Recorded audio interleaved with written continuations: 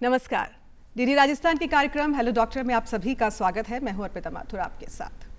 बढ़ती उम्र एक प्राकृतिक प्रक्रिया है, इसे रोका तो नहीं जा सकता, लेकिन हालांकि बढ़ती उम्र के जो भी दुष्परिणाम होते हैं या स्वास्थ्य संबंधी जो भी समस्याएं होती हैं, उनसे निपटने के लिए हेल्दी एजिंग का कॉन्सेप्ट हमेशा याद रखना चाहिए। अब आप सोच रहे होंगे हेल्दी एजिंग का मतलब क्या है, यानी कि स्वस्थ वृद्धावस्था, कि किस तरीके से आपको वृद्धावस्था में अपनी जीवन शैली अपनानी चाहिए, क्या आपका खान पान होना चाहिए, क्या एक्सरसाइज होनी चाहिए, उन सभी पर ध्यान देना आवश्यक है ताकि आप शारीरिक, मानसिक और सामाजिक तौर पर मजबूत हो सके और एक सक्रिय, सकारात्मक और खुशहाल जीवन जी सके। और इसी टॉपिक पर आज हम बात करने जा रहे हैं। हमारे साथ हैं दूरदर्शन स्टूडियो में बेहद ही खास मेहमान डॉक्टर लक्ष्मीकांत गोयल जी हैं हमारे साथ, प्रोफेसर और विभागाध्यक्ष है जरा चिकित्सा विभाग SMS हॉस्पिटल जयपुर से। बहुत बहुत स्वागत है डॉक्टर साहब आपका। नमस्कार, धन्यवाद। डॉक्टर साहब से हम चर्चा करेंगे, लेकिन दर्शकों को बता दें कि ये लाइव प्रोग्राम है, फोन इन प्रोग्राम है, आप हमसे जुड़ सकते हैं। हमारा नंबर आपको बता देती हूँ, 0141270499, 014127040098 ये हमारा नंबर है। और आपके मन में कोई भी समस्या है या कोई भी आपके क्वेश्चंस है इस वृद्धावस्था से रिलेटेड, या आपके घर में कोई वृद्ध जन है जो बीमार है, जो किसी समस्या से ग्रसित है, उनके बारे में भी अगर आप सवाल करना चाहते हैं तो हमारे डॉक्टर साहब से सवाल कर सकते हैं। डॉक्टर साहब, कार्यक्रम की शुरुआत करना चाहेंगे। हमने हेल्दी एजिंग की बात की है, यानी स्वस्थ वृद्धावस्था। सबसे पहले इस कॉन्सेप्ट को जानना चाहेंगे, ये स्वस्थ वृद्धावस्था क्या होती है? जी, हम जरूर बताना चाहेंगे आप। देखिए, उम्र हमारी बढ़ेगी, उम्र का बढ़ना नहीं रोका जा सकता। हमारे बुजुर्गों ने हमें हमेशा आशीर्वाद दिया है, आयुष्मान भव, 100 साल जियो। बिल्कुल। तो जिएंगे तो सही जी। इस बढ़ती उम्र को हम कहते हैं एजिंग। अगर इस बढ़ती उम्र के साथ में होने वाले शारीरिक बदलावों के साथ में हम कुछ ऐसा करें जिससे कि हमारी एक्टिविटी बनी रहे, हमारी क्रियाशीलता बनी रहे, उसी को हम हेल्थी एजिंग कहते हैं। अच्छा। हेल्थी एजिंग से मतलब है कि हम सक्रिय रहें, एक्टिव रहें और एजिंग भी हमारी समयानुसार होती रहे जी। तो मतलब हेल्दी एजिंग कॉन्सेप्ट जो आपने बताया है, उसमें शारीरिक, मानसिक और सामाजिक विकास वो पूर्ण तरह से होता है वृद्धावस्था के लिए। और मेरा ये मानना है कि तैयारी शुरू से होनी चाहिए, पहले से होनी चाहिए, ना केवल वृद्ध जनों के लिए होनी चाहिए उस एज में, यानी 60+ में नहीं होनी चाहिए। उससे पहले से अगर शुरुआत की जाए तो उस एज तक आते आते आप पूर्ण तरह उस चीज़ के लिए तैयार हो सकते हैं। तो आगे बात करते हैं डॉक्टर साहब। सबसे पहले जानना चाहेंगे वृद्धावस्था की हम अगर बात करते हैं, हालांकि बीमारी उस एज में ऐसा मानते हैं कि बुढ़ापे में जो बीमारी होती है वो नेचुरल होती है। हालांकि लोगों का ये मानना है और बुजुर्ग लोग तो ये मानते हैं कि वृद्धावस्था एक तरह से अभिशाप है, लेकिन हमारा मानना ये है कि अभिशाप नहीं होकर वरदान साबित हो सकता है अगर आप एक स्वस्थ जीवन शैली अपनाएं तो। आगे बढ़ते हैं, समस्याओं पर हम चर्चा करना चाहते हैं। वृद्धावस्था में कौन कौन सी बीमारियां सबसे ज्यादा कॉमन है और इसके अलावा उनके क्या लक्षण पाए जाते हैं, ताकि हमें समय रहते डॉक्टर के पास जाने का मौका मिल सके। जी, शारीरिक चेंजेस जो हमारे उम्र के साथ होते हैं, उसमें हम अगर बात करें तो हमें मतिभ्रम होता है, याददाश्त की कमी हो जाती है, चीज़ें कम याद रहती हैं। मुख्यतः पुरानी चीज़ें तो याद रहती है, पर हम नई नई चीज़ों को याद जल्दी नहीं कर पाते हैं, भूल जाते हैं। आँखों की रोशनी कम हो जाती है, सुनने की क्षमता कम हो जाती है, हमारी जीभ का स्वाद चला जाता है, दांत टूट जाते हैं, कब्जियत की समस्या शुरू हो जाती है, हमें लंबे समय तक खांसी रहती है।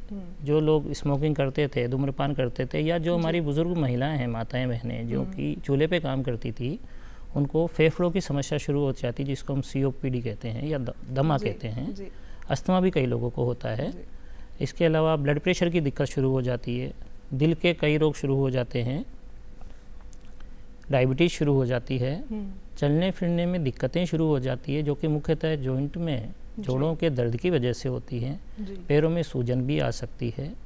ये तो कॉमन जो चीज़ें सामान्यतः हम देखते हैं। साथ ही वृद्धावस्था के अंदर कुछ विशेष बीमारियां भी होती हैं जिनको हम जीरियाट्रिक सिंड्रोम कहते हैं।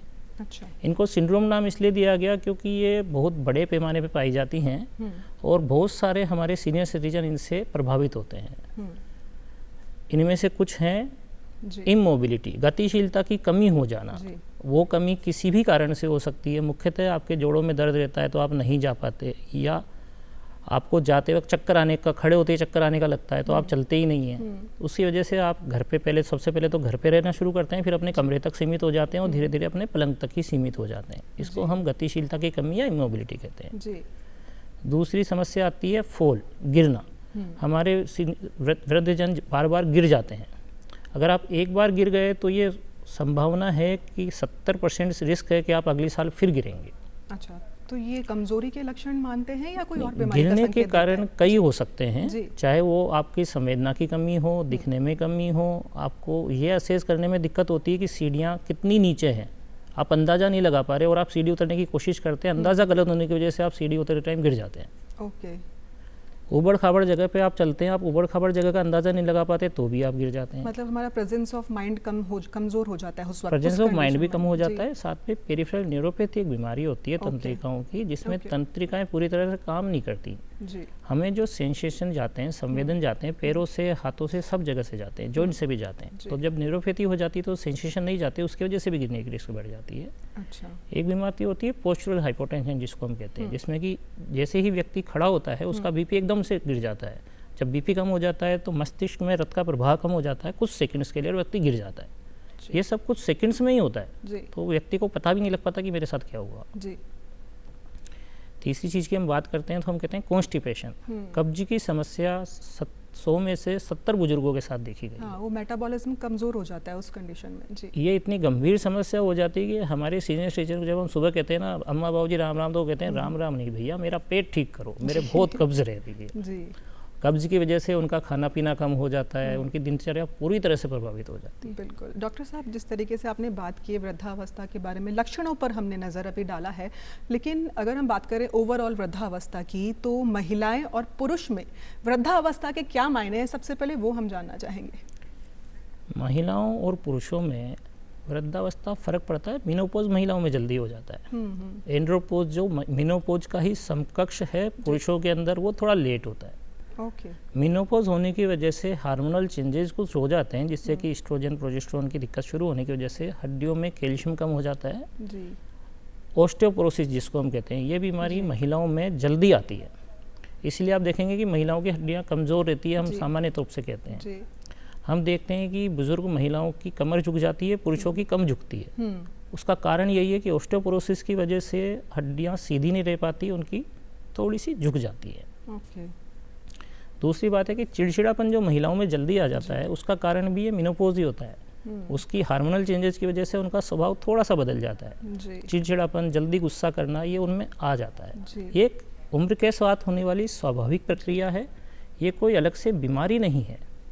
हम अगर समय रहते इसको पहचान लें तो हम कुछ ऐसा कर सकते हैं जिससे कि ये समस्या उनकी समस्या ना रहे, नॉर्मल लाइफ का पार्ट बने। बिल्कुल। डॉक्टर साहब, हमारे साथ एक महिला कॉलर भी जुड़ चुकी है, उर्मिला जी हैं जालंधर से। हेलो।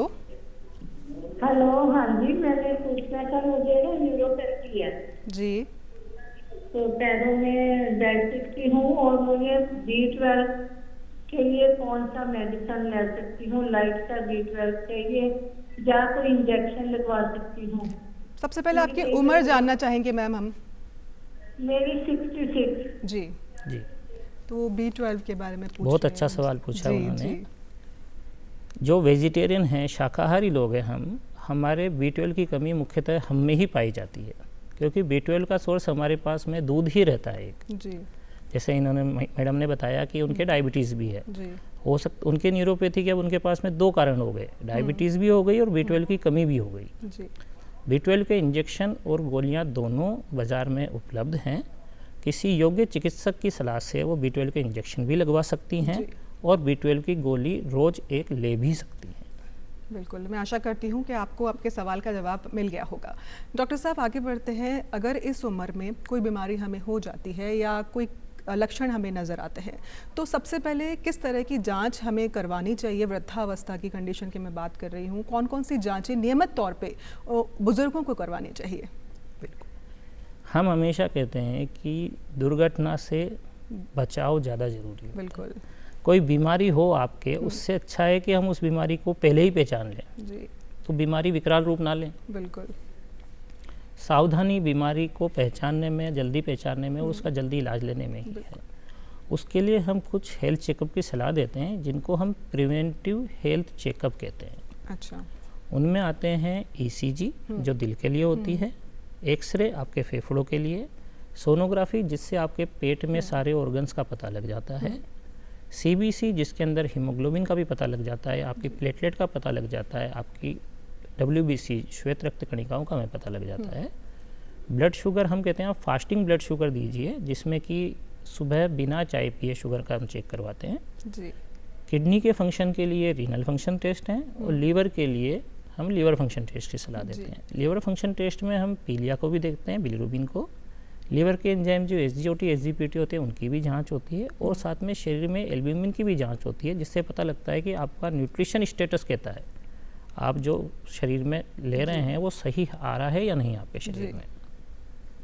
इसके अलावा हम लिपिड प्रोफाइल की जांच करते हैं, जो कि भूखे पेट ही की जाती है, जिससे पता लगता है कि आपके शरीर में कौन सा कोलेस्ट्रॉल ज़्यादा है। कोलेस्ट्रॉल भी 2 तरह के होते हैं, ओके, अच्छा कोलेस्ट्रॉल और बुरा cholesterol. HDL high density lipoprotein जो है एक अच्छा कोलेस्ट्रॉल माना जाता है, जबकि लो डेंसिटी लिपोप्रोटीन एक बुरा कोलेस्ट्रॉल है, जो कि आपकी रक्त धमनियों में जाके जमा होता है और हार्ट अटैक का, स्ट्रोक का, इन चीज़ों का कारण बन जाता है। तो उसका पता हमें लिपिड प्रोफाइल की जांच से लग जाता है। इसके अलावा पुरुषों में हम प्रोस्टेट के लिए PSA की जांच कराते हैं, प्रोस्टेट स्पेसिफिक एंटीजन की, ब्लड से ही होता है।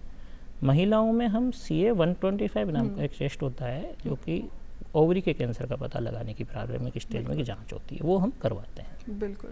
इसके अलावा अगर आपकी ये 70 साल से ज़्यादा है तो आपको बोन मिनरल डेंसिटी अगर अवेलेबल हो तो वो भी करवानी चाहिए, ताकि आपकी हड्डियों के घनत्व का पता लगे, आपको ये पता लगे कि अपनी हड्डियाँ कितनी मजबूत हैं, और अगर कम मजबूत है तो हम कुछ ले सकें ताकि हड्डियाँ वापस हमारी मजबूत हो जाए। बिल्कुल डॉक्टर साहब, हमारे साथ एक और कॉलर जुड़ चुके हैं फ़ोन लाइन पर, प्रेरणा जी हैं। हेलो हेलो मैम, अपने टीवी का वॉल्यूम थोड़ा सा कम कीजिए, फिर अपना सवाल कीजिए।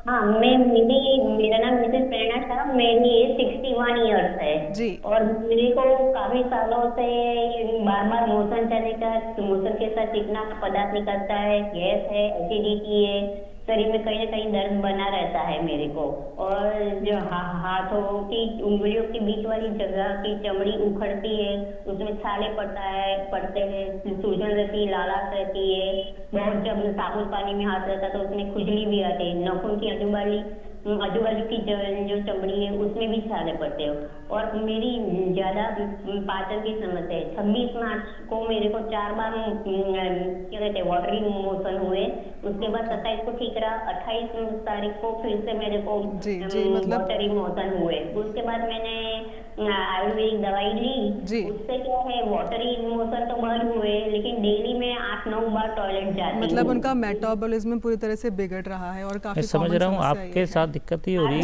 टॉयलेट जाती हुई मैंने स्टूल टेस्ट करवाया, ब्लड टेस्ट कराया, लीवर फंक्शन टेस्ट करवाया, यूरिन टेस्ट करवाया है। उसमें स्टूल टेस्ट में 3+ बैक्टीरिया आया है, पॉस्टल्स है, म्यूकस है। जी डॉक्टर साहब, जी जवाब जानना ये तो आपके स्टूल की नॉर्मल रिपोर्ट है। अपने स्टूल में बैक्टीरिया भी होते हैं जो कि अपनी गट को हेल्थी रखने का काम करते हैं, तो अपने आंतों में एक अच्छे बैक्टीरिया होते हैं, वो स्टूल टेस्ट में आते हैं। जी। आपको बेसिकली प्रॉब्लम हो रही है कि आपकी जो गट है, आपकी आंतें हैं, वो आपके साथ सही तरह से व्यवहार नहीं कर रही हैं। अभी तो उसमें कब्जी भी हो रही है, फिर आप दवा लेते हैं तो उससे आपके दस्त भी हो रहे हैं। हमें एक गट हेल्थ के बारे में भी बात करनी चाहिए।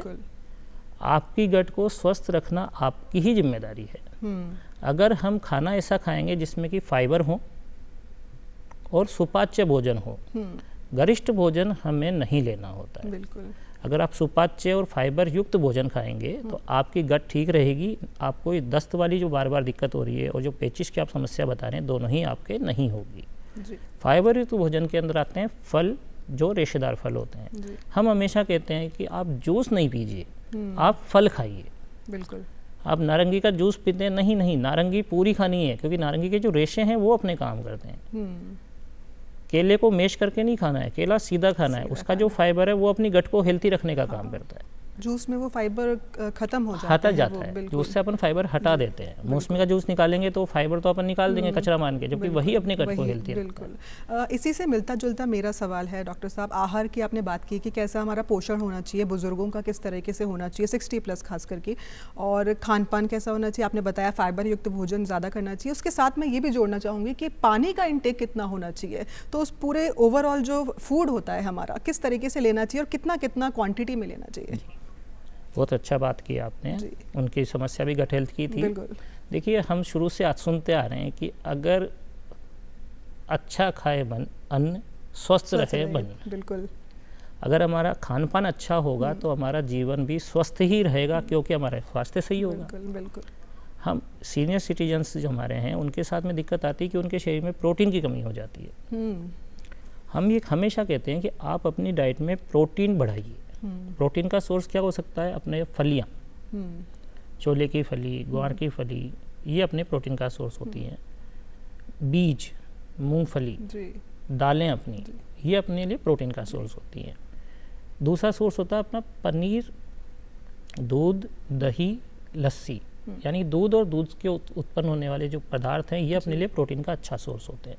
अगर आप मांसाहारी हैं तो आप रेड मीट भी ले सकते हैं, लाल मांस जिसको हम कहते हैं। इसके अलावा कार्बोहाइड्रेट आपको चाहिए तो आप कार्बोहाइड्रेट थोड़ा कम करके प्रोटीन बढ़ाइए, क्योंकि बढ़ती उम्र के साथ में आपकी मांसपेशियाँ कमज़ोर होने लग जाती हैं। उसको स्वस्थ रखने का काम अपना प्रोटीन करता है। अच्छा।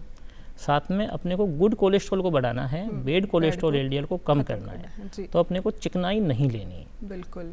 और पानी कितना क्वांटिटी में, किस हिसाब से? इसके अलावा अपने को पानी इतना पीना है जितना कि अपने को लगे कि अपनी प्यास बुझ जाए। जी। नॉर्मली हम कहते हैं 2.5 से 3 लीटर पानी रोज आप पीजिए। जी।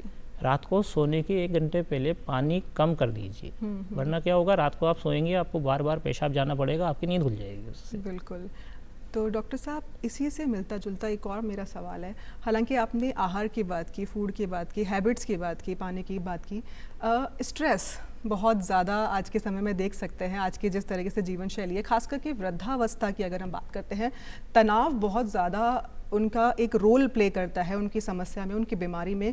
तो इस तनाव से किस तरीके से निपटा जाए वृद्धावस्था में, और ख़ास करके जो परिवार वाले जो हैं, हमारे जो सहयोगी हैं वृद्धजनों के, वो किस तरीके से इस चीज़ में सपोर्ट करें? क्योंकि कहते हैं, क्योंकि मेरे पास एक शायरी भी है, मैं हालांकि दर्शकों से बोलना चाहूँगी कि जब हमारा बचपन का समय था तब वृद्ध जो हमारे बुजुर्ग थे वो हमारी फिक्र किया करते थे, और आज जब हमारा समय है तो हम उनकी जिक्र किया करते हैं केवल, तो मतलब उनका ध्यान नहीं रख पाते हैं। तो मैं ये जानना चाहूँगी, परिवार का सहयोग कितना महत्वपूर्ण है और तनाव से किस तरीके से निपट सकते हैं उससे? जी, हमारे भारतीय परिवेश में हमारे परिवार के मुखिया हमारे दादा दादी, नाना नानी ही होते हैं। बिल्कुल।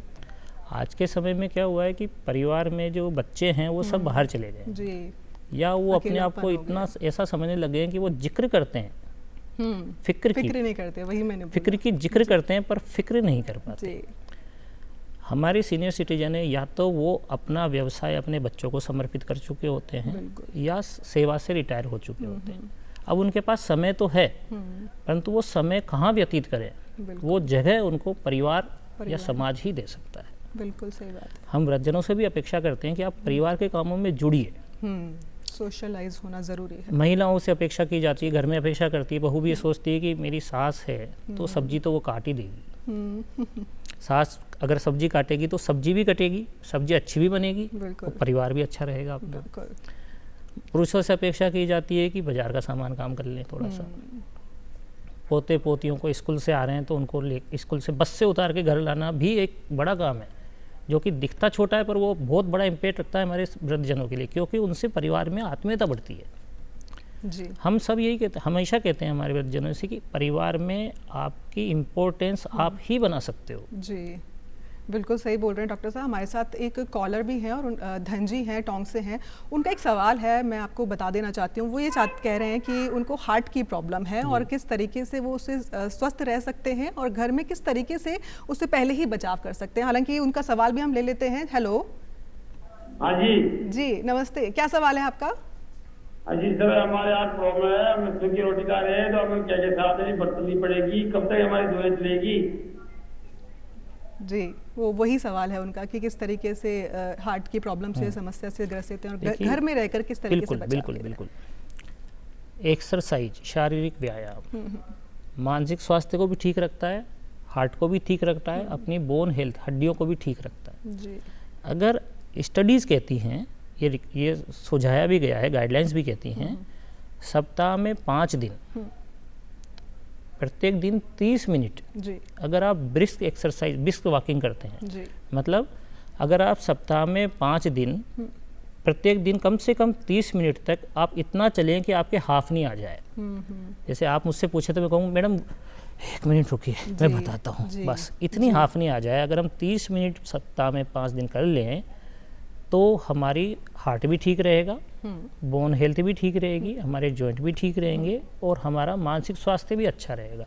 ये काम हम घर के आसपास आराम से कर सकते हैं। और उस केस में खान पान कैसा होना चाहिए, क्योंकि उनका ये भी सवाल था। खाने पीने में जैसे हमने बात करी, हमें फाइबर बढ़ाना है डाइट में, रेशेदार सब्जियां खानी है, हरी सब्जियां बहुत ज़रूरी है, पालक, मेथी, बथुआ, चौलई, इन सब्जियों का हम जितना सेवन करेंगे उतना हम फाइबर भी लेंगे, माइक्रोन्यूट्रिएंट्स, खनिज पदार्थ हमारे शरीर में जाएंगे और वो हमें हार्ट डिजीज़ और दूसरी होने वाली बीमारियों से भी काफ़ी हद तक बचा लेते हैं। बिल्कुल डॉक्टर साहब, आपने जिस तरीके से बात की है कि वृद्ध जनों को सोशलाइज होना चाहिए, फैमिली के साथ जुड़ना चाहिए, ज़्यादा से ज़्यादा उनके साथ समय बिताना चाहिए, लेकिन अगर परिवार की ही बात करते हैं तो वृद्ध जनों को, जो हमारे घर में बुजुर्ग हैं, उनको खुश करने के लिए और एक्टिव रखने के लिए परिवार किस तरीके से हेल्प कर सकता है?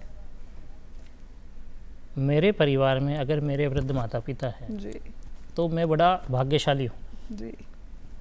माता पिता हैं तो मेरे सिर पे एक छत है, ये तो हम मानते हैं, बिल्कुल। पर उस छत को मजबूत रखने का काम भी हमारा ही है। परिवार अगर अपनी एक्टिविटीज़ में, अपने दैनिक दिनचर्या में माता पिता को पर्याप्त सहयोगी रखे, उनसे गाइडेंस लेता रहे, उनको इन्वॉल्व रखे, तो निश्चित रूप से वृद्ध भी ठीक रहेंगे और अपना परिवार भी अच्छा रहेगा। देखिए, हमारे समाज में कहा गया है कि ब्रह्मचर्य, देन गृहस्थ आश्रम आता है, फिर वानप्रस्थ आश्रम आता है, देन संन्यास आश्रम आता है।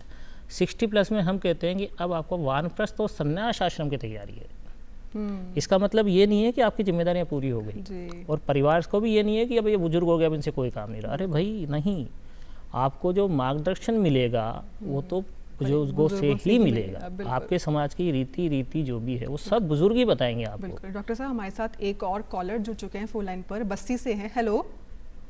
हेलो, नमस्ते मैम। नमस्ते, क्या नाम है आपका और क्या सवाल है आपका?